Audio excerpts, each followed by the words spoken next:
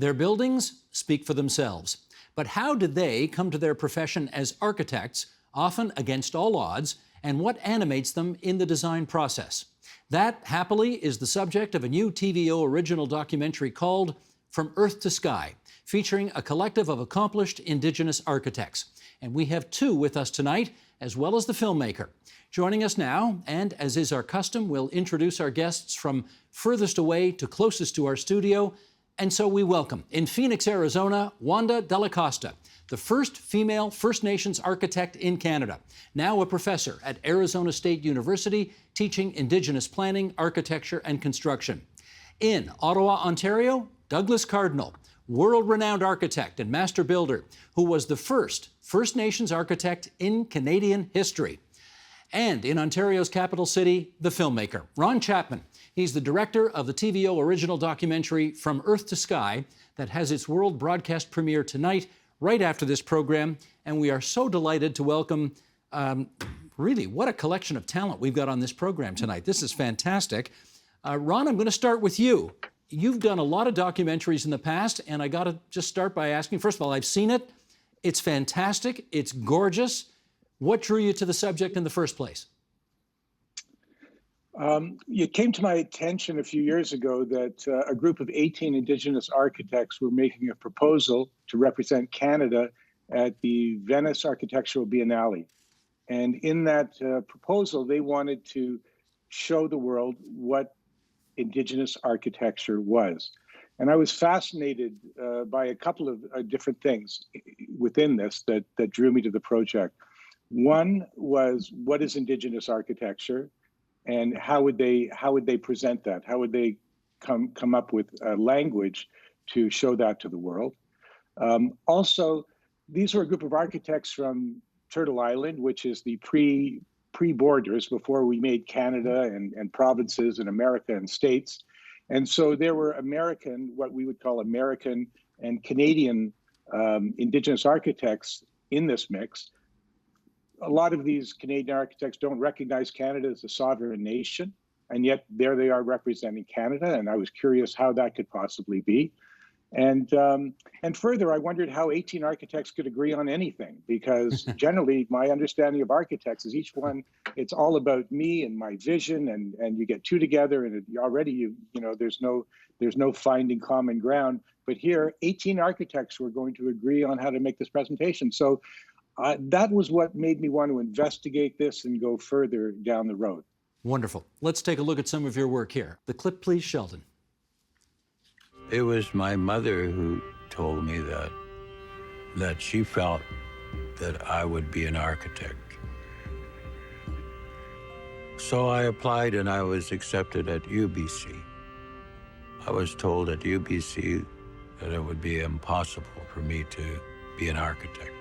I could see the way Canada treated First Nations people. So I just pointed my car south, and I ended up at School of Frank Lloyd Wright, and I met Frank Lloyd Wright. And you became Canada's first Indigenous architect. I guess I never looked at it that way. But it's true. I'd like to know, Douglas Cardinal, how old were you when your mother said to you, I think you should be an architect someday? I was 6 years old. 6 years old, my goodness. Now, okay, I think I know how old you are, so we're basically talking 8 decades ago, is that right? Yes, yes. Okay, there were obviously no other Indigenous architects around, so can you recall what you thought when she said that to you? Because obviously no role models, nobody for you to say, I want to be like that guy. Well, the first thing I wanted to know was, and to study, what is an architect and what does he do? And what does he have to learn? And so my mother said I had to train myself in the arts, which I did.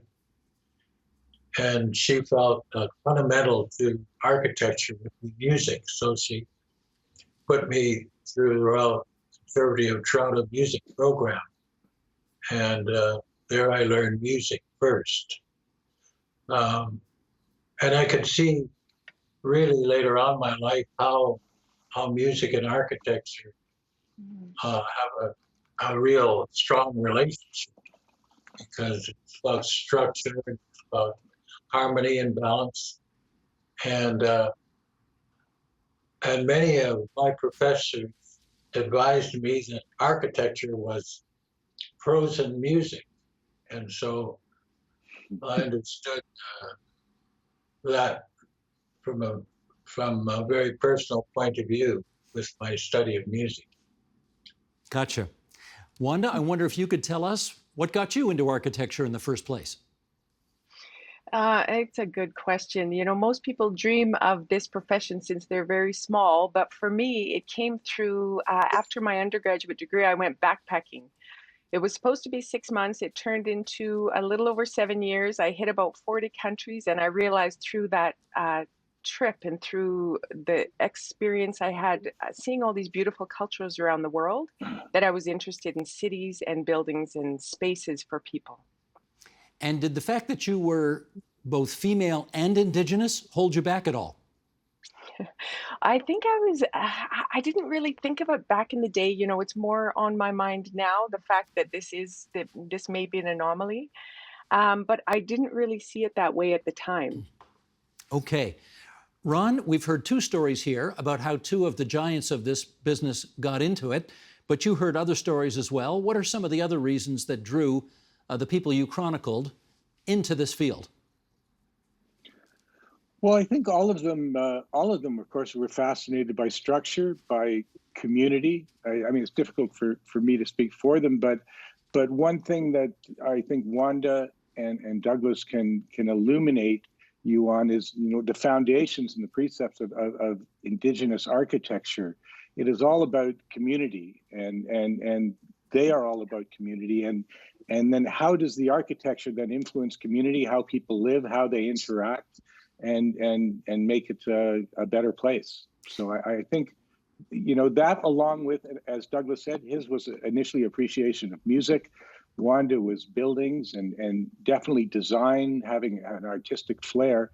All of those things come together. But again, it's, you know, to me, the biggest message came through. It's, you know, how can we help and encourage people to live in a better way? And I think that's, to me, what has driven most of them.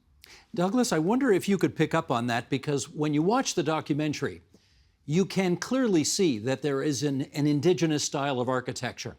I'm not sure I've got the vocabulary or the expertise or the understanding to be able to put into English how to describe that, but I bet you can. So take a crack at it if you would. How would you characterize or describe Indigenous architecture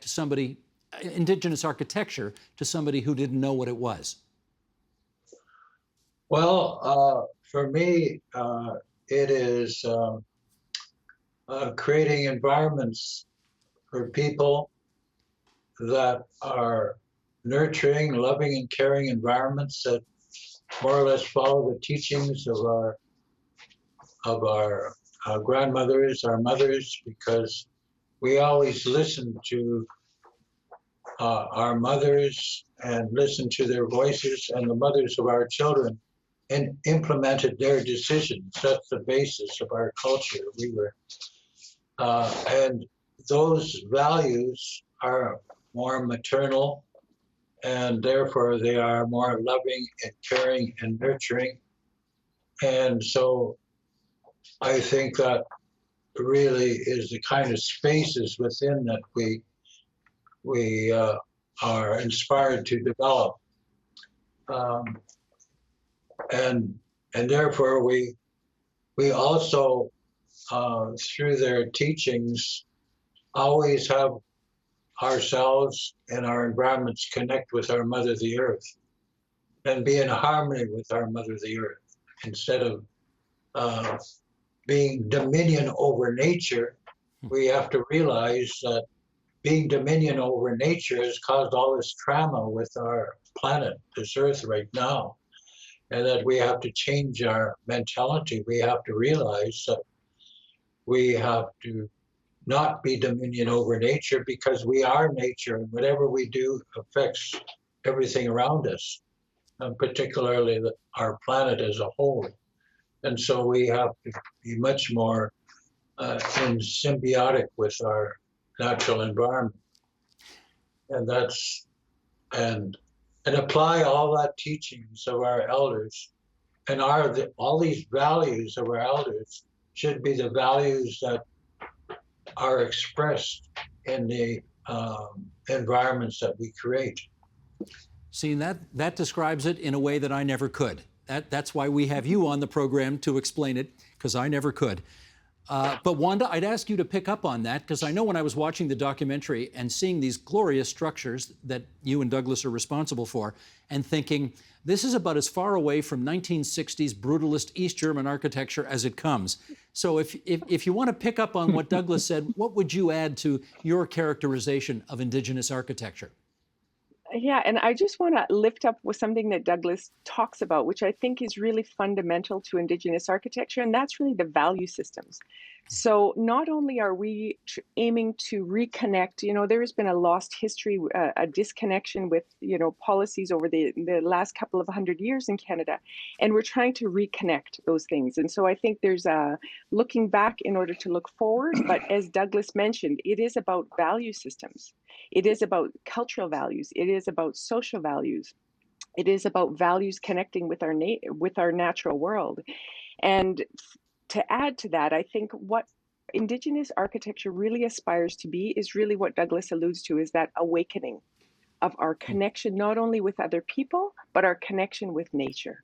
And that is probably the most important thing that we can bring forward at this time, in this, where we are right now in our world. Right.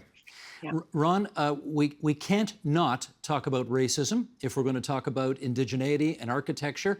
And so we have two of the subjects, two of the protagonists of your film here, but of course you spoke to others. And I wonder if you could share with us, the kinds of racism and racist incidents, the stories you heard through the course of putting this documentary together. Well, I think all of them, dealt with some form of racism as they were growing up, and that's just Canada and America again, because some of them are American. We have survivors of residential schools, broken families, but I will say that was not the focus really of the documentary. I think it's important to have a sense of what they went through as their backstory. But to me, the documentary is really about their resilience and what that represents, and their strength in terms of overcoming the heinous history that they've had here in Canada and in the States, and the kind of genocide that was waged against them and their people, and this coming to life that they've had, and that they are championing, that Wanda and Douglas and Patrick, Tammy, the rest of these architects represent. They are incredibly strong individuals. They are successful individuals. They are talented individuals, and they are redefining, or not redefining, but they are trying to, I guess one of the terms I heard once was have a seat at the table again, to come back and to help influence us as we move forward to create a better world by integrating the values that they've had for thousands of years into our process now, so that we can avert the disaster that we're all headed to. If we continue to ignore and walk like lemmings, into the ocean. So they have great counsel and advice and inspiration to give us from their teachings. They just want to share them. All right. Well, to that end, Sheldon, I'm going to ask you, top of page 3, if you would bring up that image of the church. And Douglas, I want to ask you about this. Tell us about this, what we're looking at right now. What is this? This is a Catholic church in Red Deer, Alberta. I grew up in Red Deer. And you designed this? That's your design? Yes, I designed it, and I thought it was very important to do that, because when I I had real issues with the church when I went through the having to be in the convent in Red Deer. And so for me, it was very important for me to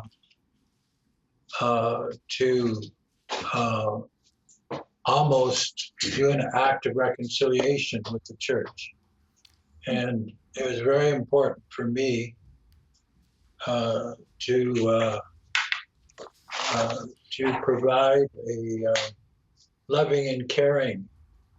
And because I found to be creative, you can't be filled with anger. Well, that's what I want to follow up on. That's Filled the with loving and caring. It was very important for me to be able to come with a good heart, and the only way you can do that is through forgiveness and loving and caring. So I wanted to build that church as a sign of loving and caring, and in the whole environment I wanted to create. That's what I want to know, how you got there, because you're dealing with the Catholic Church, whose role in the residential schools story is well known, including the one you went to. So how did you get your heart to a place where you could collaborate with the Catholic Church to build such a magnificent structure? For me, it was very important to do that because I feel that the only way that you can really make a difference in the world is through caring and loving and caring, and build bridges. And the only way you can build a bridge is to try to understand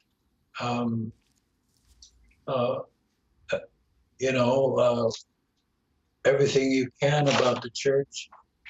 And I had an amazing priest commission me the church, Father Merckx, and he was a very loving and caring individual. And so it was, you have to, and he was really willing for me to be able to express the new liturgy into the church, which more embracive and caring for people. And so it takes two people to build a bridge, you know.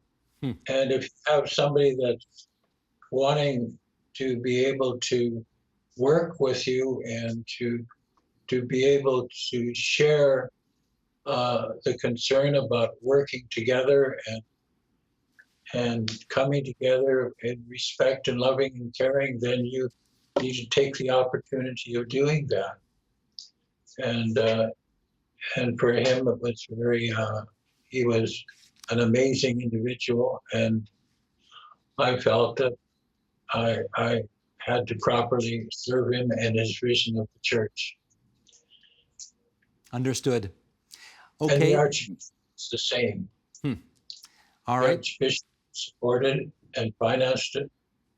Felt the same. He was an amazing Archbishop, and when he saw the design and the loving care we both put into it, he said, when it is finished, I'll open the building, but make sure to put 12 consecration stones in the walls so I can consecrate it as a cathedral, which he did. Very nice. Wanda, let's put the spotlight over on you if we can. Mr. Director, if you would, let's see a clip from our documentary featuring Wanda. My mother grew up on the reservation, on the reserve, and she went through residential schools.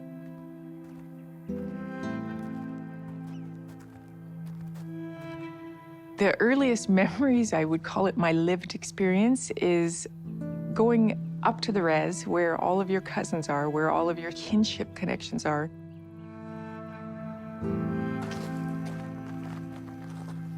There's a particular project that I did that was just recently completed in the city of Calgary. The Nistithapasini Early Learning Center. It was designed for Indigenous students within an urban setting to learn through a traditional Indigenous learning model.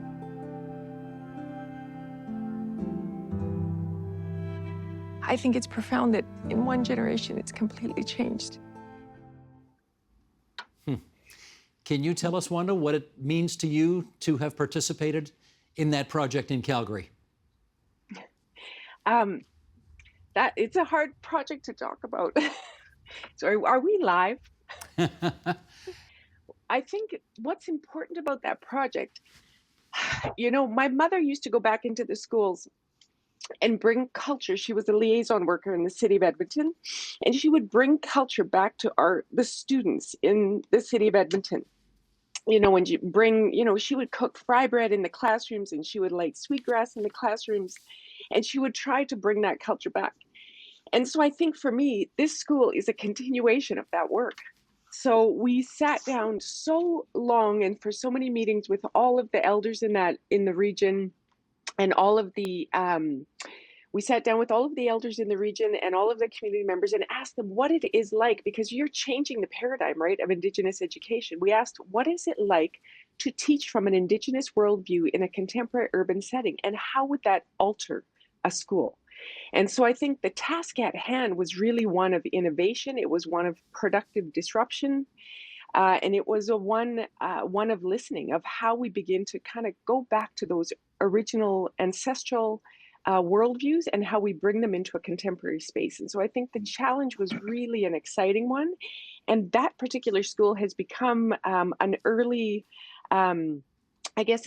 pilot for a number of other schools that we're designing across Canada that also want to reflect Indigenous ways of knowing in a contemporary environment.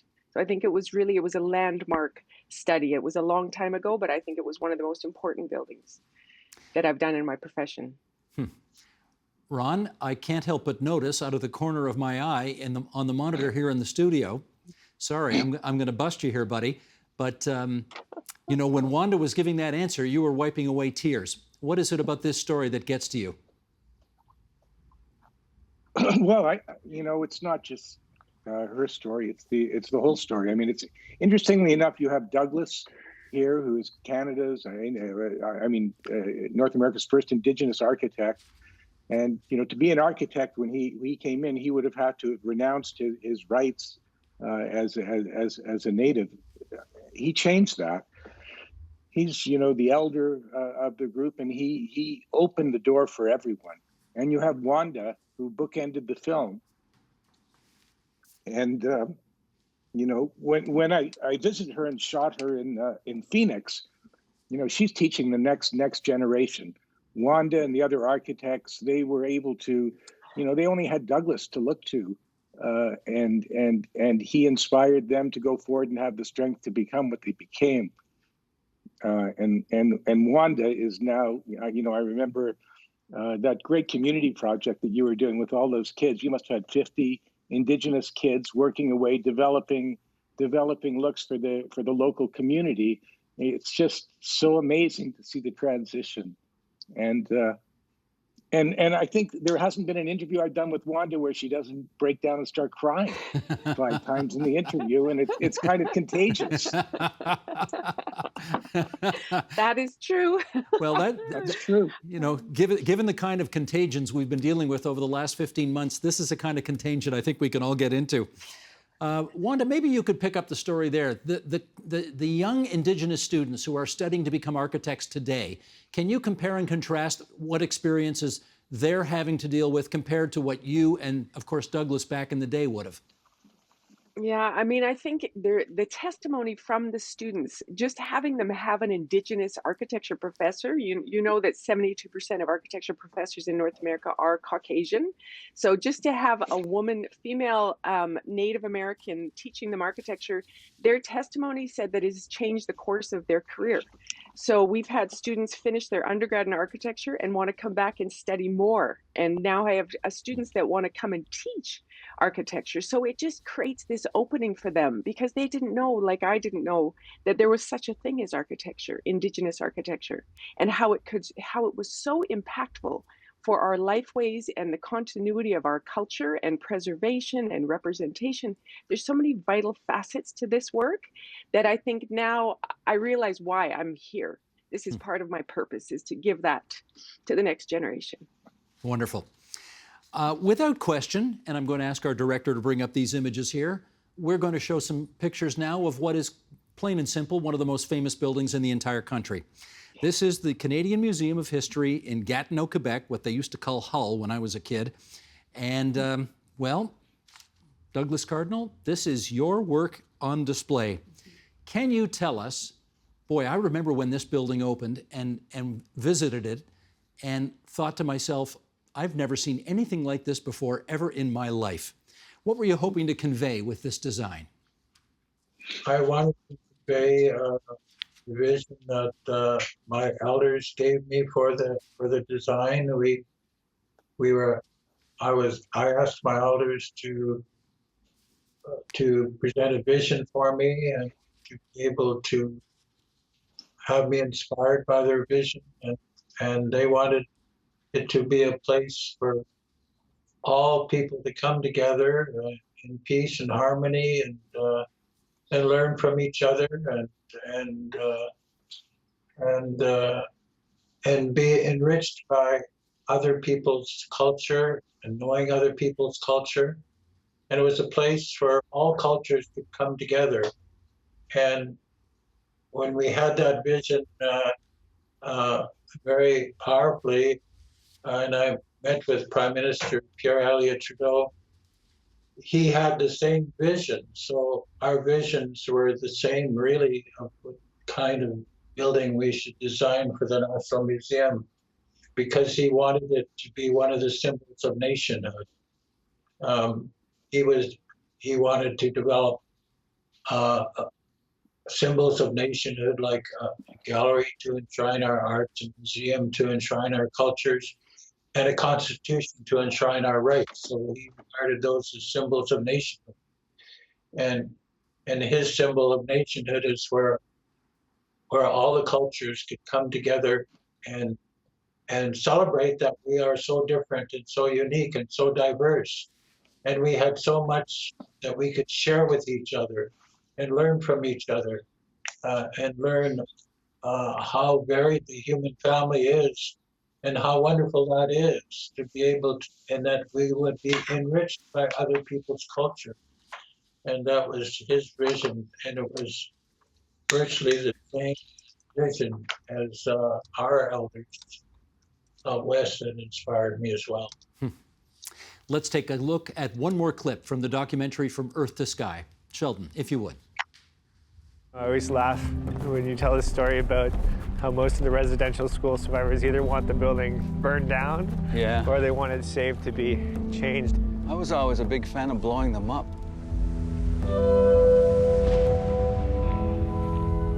To have something plunk down that's so foreign, right? 3 stories, right. Steeple Can on you it. imagine what the kids must have felt like coming from their small communities and having to be accommodated here?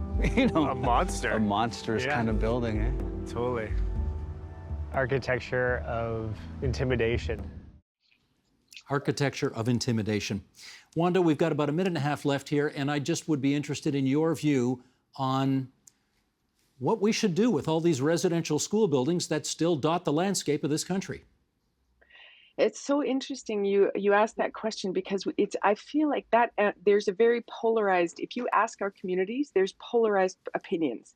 There are those who believe that we should keep them as a memory of what has happened in our Canadian past, and that there are others, similar, what Brian was talking about in the video, that want them demolished. On the one hand, my perspective is we should keep them. They are part of our Canadian history. We don't want the truths to go away. We want people to know that this is part of our past. So that would be my perspective. There's one 2 hours west of here in Brantford, Ontario, that they've turned into a museum, and I can just tell you, having been there a couple of times, it tells the story, and it's an important story to be told, and they've done a great job with that there. So, okay, that's good to know. Yeah. Let me just finally say here that the documentary that we've been talking about will air on TVO tonight, of course, immediately after this program. And and it's going to be part of a very important film festival on Manitoulin Island, of all places, the Wingesh International Film Festival on Manitoulin Island. And I think, unfortunately, because of COVID, we're not going to be able to gather in person to watch it. But the festival, Ron, have I got this right? The festival is still digital, and from July 8th to 11th, people can go to the website and they can check out the film, and it's going to happen in that way, as so many things have over the past 15 months. Have I got that right? You got it. That's it, Manitoulin. Wingesh Film Festival. Okay, terrific. That's WENGESKHK, International Film Festival. I can't thank the three of you enough for coming onto our program tonight and sharing your views on this most wonderful documentary. Ron, you've done it again.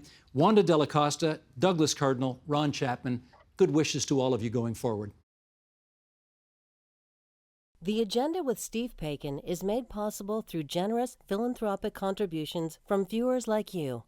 Thank you for supporting TVO's journalism.